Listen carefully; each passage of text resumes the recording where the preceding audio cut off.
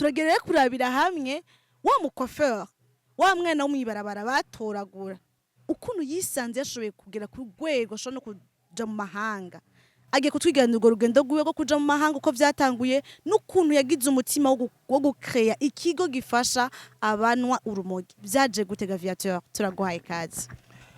Murakoze cyane nibaza ko ni ko kidasanzwe Imana ishira ku mutima w'umuntu kugira ngo Imana ishobore kumuhishurira icyo yamuremeye. Ndibuka mu by'ukuri uko vyaje vyatanguriye he nababwiye mu gice cya mbere maze gukizwa uko vyahavuye bigenda maze gukizwa nahavuye ngira umutima wo kuyumvira bamwe nasiga mu ibarabara ko je ndibuka ko maze gukizwa inyuma y'umwaka umwe gusa nacingira mariage kubera nabona ko nacinja kuzana mutoyi wanje yari muhira hama ndamuzana arabandanya ishuri twarabana aho nari impanze inzu chambre na salon nari impanze ku Musaga. Rero maze gukizwa nkagira mariage je sinasubiye kuryama muhira ku munsi w'Imana. Munsi wa Mungu sinaryama muhira hajya abandi baryama muhira nyuma saa sita. Namye ngenda kumarigara mvuga ngo gutwara inkuru nziza y'ubwami mvuga ngo birakunda ko umuntu yakoresheje drogue ashobora kubivamwo agasura kamera neza. Ica motiva cari ikihe?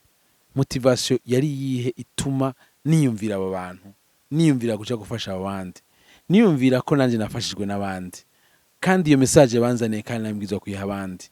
Nabwiye umugabo witwa Terence yadusanga ku marigara igihe cyose atubwira ubutumwa bwiza, atubwira ko Yesu agira neza. Ndibuka ko yakoresha ifoto yiwe akinwa drogue. Terence ni umuntu mu by'ukuri adasanzwe ku buzima bwanje.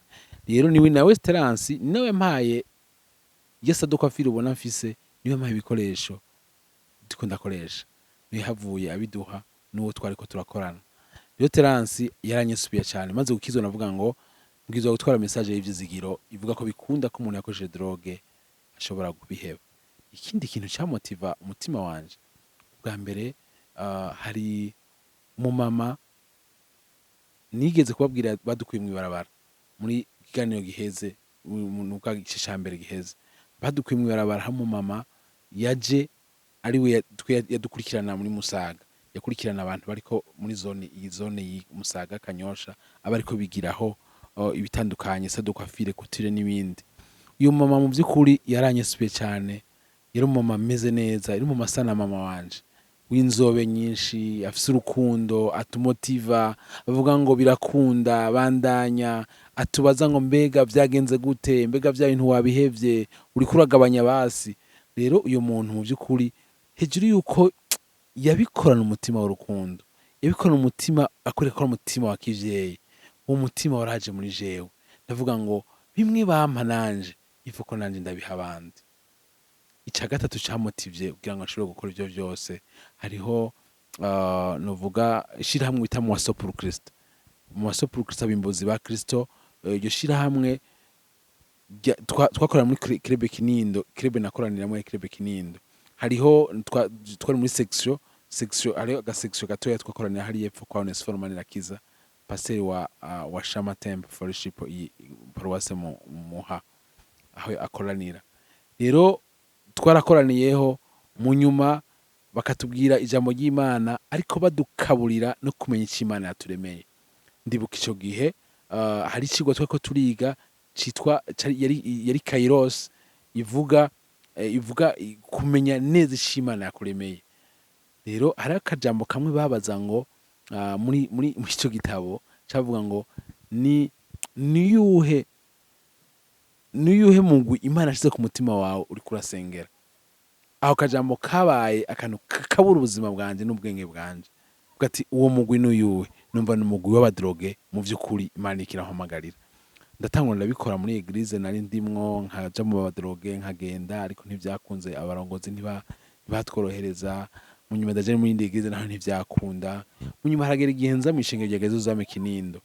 Ndibuka ko mu by'ukuri nshitse ngaha mu ishengero nagenda bibwira umurongozi w'ishengero rya Yezu zame Kinindo Pasteur Adire ndamubwira ibiriko biraba muri jewe umuhamagaro mfise ingene umeze ndamubwira byose ambwira ati Imana iguhezagire twese tugufasha ingene worienta uwo muhamagaro wawe.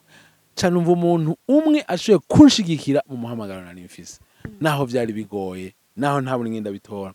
Mugabo nkamubaza nti Gapasa bizongora uko sinzobishobora. Ndibuka ko hari umugabo ngaha nyene mw'ishengero twari tuzananye tuvanye aho twahora dusengera, umugabo yitwa Ernest. Ubu yaravuye ngaha mw'ishengero aba mu gihugu ca Suisse. Uyu mugabo mu by'ukuri ahari ndamushimira cane gose, ndamushimira gose kuko nawe yarese ubuzima bwanje. Niwe yaje arambwira ati Viateur bazogufata aho hantu uja ku marigara, aho hantu ugenda bazogufata ntibizokoroha. Ngamunyuma ambwira ati genda urondere ibisabwa n'amategeko kugira ubikore mu mategeko. Niwe yadufashe kurondera stati yishira hamwe. Mu by'ukuri ndabashimira abo bose. Mu nyuma niho nahura n'abandi ngaha mw'ishengero, ndahabwira umuhamagaro. Mu nyuma rero tuja hamwe n'abandi turagira ishirahamwe bita Hope for Family, ivyizigiro ku muryango. Numva notanga ivyizigiro ku muryango, numva ntova mw'isi ntatanze message y'ivyizigiro ku muryango y'abana b'abadroge bariko barahura n'ivyo nanje naciyemo. Avuga ngo hari message yavuga ngo ntibikunda ko umuntu ava muri droge, ariko nanje nkavuga ngo no birakunda uko nanje navuyeyo. Niko navuyeyo vyokwa nka gute? Tangura gutyo, tangura muri Siraga itoroshe, mu by'ukuri dutangura ku marigara, mu Carama n'ahandi hose, ariko ntigoroshe urwo rugendo. Ntivyari vyoroshe, ndibuka ko bitoroshe cane, ariko haragera igihe twiyumvira kugira ikigo. Hari umumama ongaha mu Kinanira 3 muri wa mama nsanzwemwa, niganiye umuhamagaro wanje, ndamwiganiye ivyo twiko turakura navyo, ibyo niko ndakora. Mu nyuma ndamwereka novuga ndamweretse projet nari mfise. Nama ngenda nishakoshi kandi ndacayigendana irimwe impapuro nyinshi ibiri ku mugongo igihe cose. Hama ndamwereka iyo projet yari ya 20 miliyoni nshaka gutangura ikigo, ntabona ingene bigenda. Arambwira ati Via ubunye aba novuga abatera nkunga ntabahari, mugaje ngomba nkuremwe amafaranga nabonyemwo ngahanye amafaranga yo gupanga inzu, aya avance y'inzu izi miliyoni kuvuga yari amafaranga angana n'umiliyoni 500 ndayaguhe. Numva umenga ikigo kirugurutse. Ukaba byukenye cyari cyugurutse. Acha tugira turatanga avance y'inzu, turatanga duhejeje, ariko umunsi dutanga avance y'inzu ndivuga ko nayo ntasinziriye. Ugati ne ko ntanze avance. Mbega cyo bigenda gute? Acakurikira iki? Ukwezi guheze nsha ndi hankuye he? Numva bitoroshe. Ariko Imana agira abana nacu. Uyu munsi dufise ikigo kirafasha gose hano mu gihugu cyacu Burundi. Dufise ikigo kimaze gufasha abana batari bakeye. Imiryango myinshi imaze gutabagwa. Haramaze gukira abana batari bakeye. Uyu munsi centre yacu irafise novuga yuko yakira abana barenga 100 mu kigo. Uko dufise ikigo c'abakobwa, dufise n'ikigo c'abahungu. Uyu munsi turafise umudokiteri w'umupsychiatre ari spécialisé ku vya santé mentale. Turafise n'umudokiteri w'umugeneraliste abadokiteri b'abageneraliste abafasha kugira ngo bamenye amagara yabo ingene yifasha.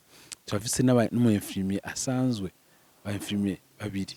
Turafise aba-infirmier psychiatre bashika 3, aba-psychologue bashika 8, bariko barafasha bose. Niko ndakubwira havuyemwo abadokiteri nibo bakora kabiri mu ndwi, udokiteri psychiatre aza rimwe mu ndwi, ubundi nawe ndakaza rimwe mu ndwi. Ni kuvuga yuko abandi bose bakora full time, niho bakorera. Dufise equipe y'abakozi barenga nuvuga 28 bariko barafasha urwo gwaruka. Tuko turatabara batari bake.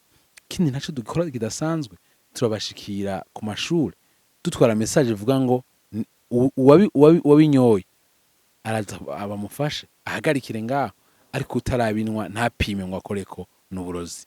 Tubabwira ngo toucher égale jouer, ukoze ko wabikoze kandi ucuba addicted bisha vyanga.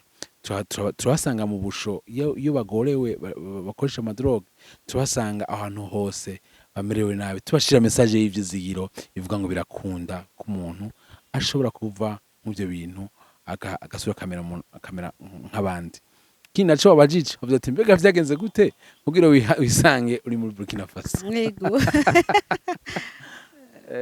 Nuvuga ko ni wa mugambi w'Imana navuga ku buzima bw'umuntu, ingene Imana ishobora gukora ibidasanzwe. Hariho ishirahamwe bita Tia Fund.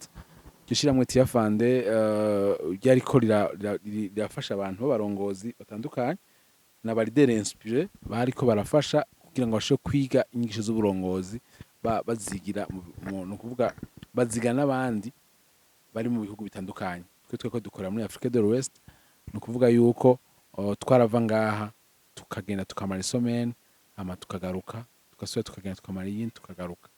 Rero nagiriye ubuntu barondera abantu babiri ngaha mu gihugu c'u Burundi, ngiriye ubuntu bwo kuba umwe mu batanguje ibintu bivuye mu mitwe yabo atawundi hantu babikuye, kuvuga abaridere inspiré, abaridere vyavuye muri bo nyene. Hanyuma ndabamwe muri abo, hama tujana n'uyundi, ndibuka ko bitanyoroheye ariko ndibuka ko bitanyoroheye mu vy'ukuri, ariko Imana yarabanye nanje. Ndibuka ko hari umuntu, abantu babiri ngaha nshimira gose, abantu bamfashije. Uwa mbere nkibona iyo message ko nshobora kubamwo, hari umuntu yitwa Willy Kabano, ungaha mwishingiro gezo za nagenda mwereka iyo message ati ibintu no birakunda, tika ndagufashe kwa Brian. Aramfasha turabikora birahera. Hama hari uwundi yitwa Bonaventure yamfasha gose, yaba hafi yanje. Abantu bari mu yayuramutwe bobagiriye iyihe nama? Murakoze cyane, ni ibibazo byiza cyane. Nkuko twabivuze mu ntahe yacu n'umuko tuko turakora nuko turiko turabandanya, mwumva ko rwabaye urugendo rutoroshe kandi n'ubu tukibandanya. Nuvuga ko tukibandanya gose kuko ikigo cacu cyo kirafasha abo bantu, ariko mu by'ukuri turacafise ivyo dushaka gukora kandi cyane.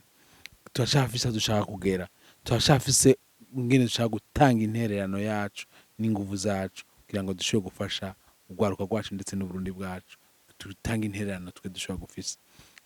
Novuga yuko ikintu nogira inama abantu, ubwa mbere nogira inama mpereye ku barongozi b'amashengero. Igikorwa turiko turakora niko kwashishengero, mu by'ukuri niko kwashishengero, kuko niko gisanga abantu batakaje ivyizigiro, kubashira message y'ivyizigiro kugira ngo birakunda ko Yesu ashobora gukura abantu umerewe nabi ugasura ukamera neza. Birakunda ko ahantu uri habi ushobora kuhava, bigakunda ko usubira kumera neza. Rero no kuvuga yuko message twabarongozi naho nakaryo kabo ko guhagurutsa, novuga abanyeshengero babo kubaha message kugira ngo bamenye Imana yabaremeye. Navuze mu ntahe yanje ko pasiteri wanje Adrien Diridiri yanteye intege cyane, ariko amfasha kugira ngo nshobore kubandanya no kumenya Imana yandemeye. Ahari Imana imuhezagire, kandi n'isaha aramfasha akangira inama. Rero novuga ngo inama ya mbere noyigira abarongozi b'amashengero kugira ngo bahagurutse abantu, kugira ngo dushobore gufasha benshi bashoboka. Kuko ingabire ziri mu bantu ni nyinshi kandi ivyimbirwa ni vyinshi, ariko abimbuzi ni bake. Naho tuvuga ngo ni gusaba nyene umurimo kugira ngo abimbuzi, ariko abimbuzi ni twebwe nyene, ni twishengera, nitwe dubwize guhaguruka kugira ngo dushobore gukora ico Imana yaturemeye. Inama nogira urwaruka nuko mu vy'ukuri ibibazo twohura navyo bitandukanye, haba mu miryango yacu, haba twabuze abavyeyi, twatakaje ivyizigiro, ko tutokwigiye kwegera mu biyero mutwe. Nivyo Imana yaramfashe ndavayo, ariko si benshi banavayo, hari abapfirayo. Ndazi benshi twari kumwe bapfuye, hari n'abandi benshi uyu munsi bariko barapfa bicwa n'ibiyero mutwe. Uyu munsi ibiyero mutwe abantu nuko batabizi biriko biragandagura abantu benshi. Inzoga ziriko zica abantu benshi kw'isi, itabi riko ryica abantu benshi kw'isi. No kuvuga izi nzoga bita ubusara bwayo n'ibindi vyose ayiwacu biriko biragandagura abantu benshi. Nuvuga ngo bareke kwikwegera mu ivyo bintu ngo bariko barondera umunezero canke ngo ico bamara agahinda basanzwe bafise. No bahamagara ko ikintu cyo bamara agahinda ari Imana yo mwijuru nishobora kumara agahinda. No kwegera ibigo, amasantre canke abapsikologe bashobora kubagira inama kugira ngo bashobora kuva mu ivyo bibazo bariko barabamwo. Iyindi nama iyindi novuga igihugu cacu nogiha message kugira ngo ibiko turiko turakora ni igihugu caduhaye uburenganzira bwo kubikora. Turabashimiye nawe, turashimiye igihugu cacu ko kiriko kiradutera inkunga, nuvuga kirashigikira ibino bikorwa mu kureka abafise imihamagaro kugira ngo bashobore kubikora. Umuntu ico afise cyose cyo guterera mu iterambere ry'igihugu ntibatubuza kubikora. Turabashimira, dushimira Minisante turiko turakorana, ariko tuvuga ngo nibatugendere barabe ivyo turiko turakora, barabe aho tugejeje, kugira ngo mu vy'ukuri babone ico bashobora guterera. Nobwira umuntu wese ariko aranyumviriza gukora iciza, uzi ukora iciza ntagikore bimuhindukira icaha. Hari ico Imana iriko iraguhamagarira gukora, ico Imana yahamagariye gufasha aba badroge, nawe Imana ishobora kuba yaguhamagariye gufasha ibindi. Ni ukuvuga twese ico Imana yaturemeye tugikore, uko umunsi umwe tuzotanga raporo imbere y'umuremyi wacu. Ubwa nyuma novuga ndatera akamo ugwaruka utaragwa mu ibi bintu bashobora kumviriza ibi bintu, novuga ngo nimukoreko. Navuze akantu kawe ngo tushe igare juwe, ukozeko igare wakoze kandi birakugirira nabi, kugira uzobivemwo bizokugora. Naho dusanga abantu mu mashure tugira amasensibilisation kugira ngo mu by'ukuri tubakingire kugwa mu mutego wo kwihereza ibiyero mutwe. Tubasanga ahantu hose hari abantu benshi kugira ngo tubabwire iyo message ko ari bibi kweza ibiyero mutwe, kugira ngo umuntu ashobore kugira amagara meza yo mu mutwe na cyane cyane. Icanyuma novuga notera urwamo ugwaruka muri rusange. Hari abantu bamaze kugwa mu biyero mutwe, mu biyovyabwenge. Abo bantu nobabwira ngo birakunda ko umuntu ashobora kubivamwo. Ntucike intege, bandanya hama witure centre Strong Bridge, aho dukora mu Nyabugete, turiko turafasha ugwaruka. Hari n'abandi ariko barafasha n'abandi, nivyo uko igihugu kiriko kirafasha mu by'ukuri. Bitura abo bantu, abapsikologe barahari, mu biture bagira inama, abaganga barahari, biture bagira inama, abarongozi b'amashengero barahari, biture bagira inama. Birakunda ko umuntu ashobora kubiheba mu by'ukuri agasubira agashika ku nshingano ziwe. Ndashima Imana ko Imana yampishuriye gukora ico Imana yandemeye, kandi nsabira n'undi gwaruka kugira ngo basenga Imana ibahishurire ico yabaremeye kugira ngo bagikore. Ubwa nyuma noshimira iyi TV, ndabashimiye cyane kubona musanga abantu kivi kugira ngo mubabaze intahe zabo, mubafashe. Ibi ni ibintu bidasanzwe.